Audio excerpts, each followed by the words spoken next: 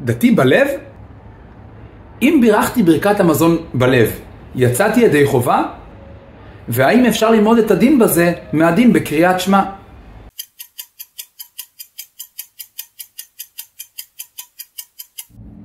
התנא רבי יהודה אומר שאם קראת שמע ישראל בשפתיים ולא שמעת מה שקראת, יצאת ידי חובת קריאת שמע. לעומתו רבי יוסי אומר שלא יצאת ידי חובה ותצטרך לקרוא שמע ישראל שוב פעם.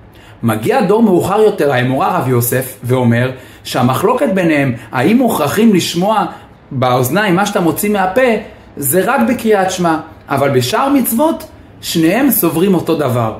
ומה שניהם סוברים? בתחילה חשבה הגמרא לומר שבשאר מצוות כמו ברכת המזון או קריאת מגילה שניהם מסכימים שמוכרחים לשמוע באוזן מה שאתה מוציא מהפה. אבל מסקנת הגמרא היא שדווקא בשמע ישראל, בקריאת שמע, יש צד לומר שמוכרחים לשמוע באוזן, כיוון שכתוב שמע ישראל. אבל בשאר מצוות, שני התנאים סוברים שגם אם לא שמעת באוזניים מה שאתה מוציא מהפה, יצאת ידי חובה.